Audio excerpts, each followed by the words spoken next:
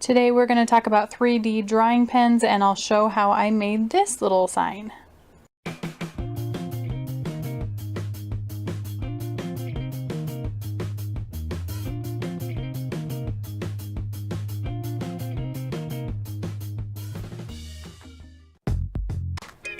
.3D drawing pens use two different kinds of filament or plastic as basically their ink. And as you can see, I'm struggling with this starting it, and that's partially because of the different kind of plastics.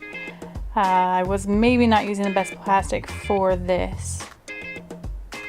As you see, I just like making my own templates, but most times when you buy the filament or the 3D pens, at least when you buy them on Amazon.com, which is where I get mine, then you almost always get a book full of printable templates, so that's pretty cool depending on the project that you want to do.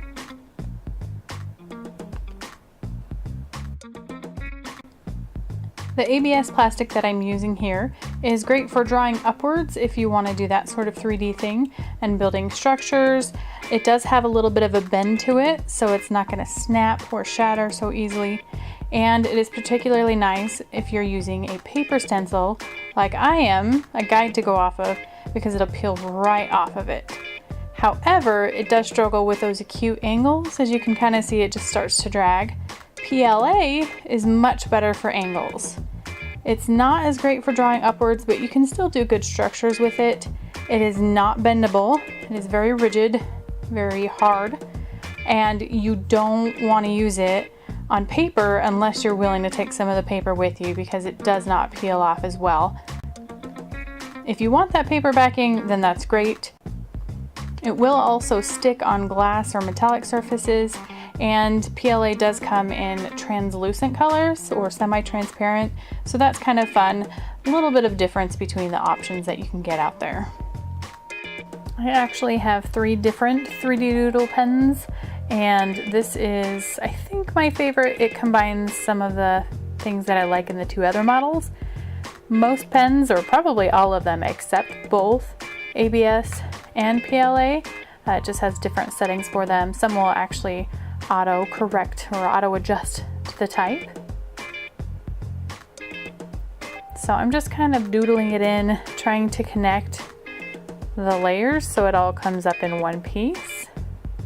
It can be a little bit hard to control. It takes a little bit of getting used to make 3D doodling look nice. It really does.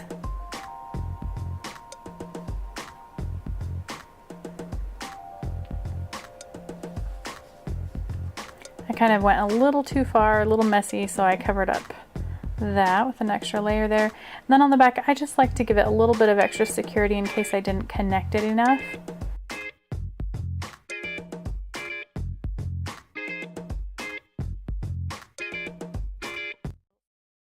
To make it so I don't have too many stringy ends, I use the same technique as I do in cake decorating. Kind of round it, give a little swirl action before I lift up, and that helps so you don't have so many strings. There you go. That's the basics of what I was going for. I did want to hang this up, so I decided to make a little hanger for the back.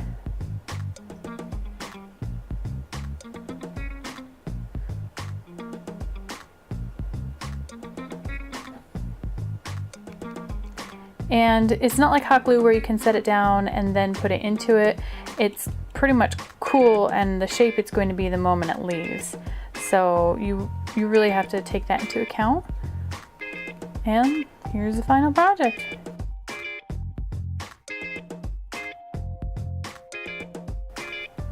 I do have a review up for the first 3D pen that I ever got. I really like that. That's probably my second favorite. And also for the other model that I have. If you want to watch those videos, I'll link down to that below, and let me know what other projects you would like to see.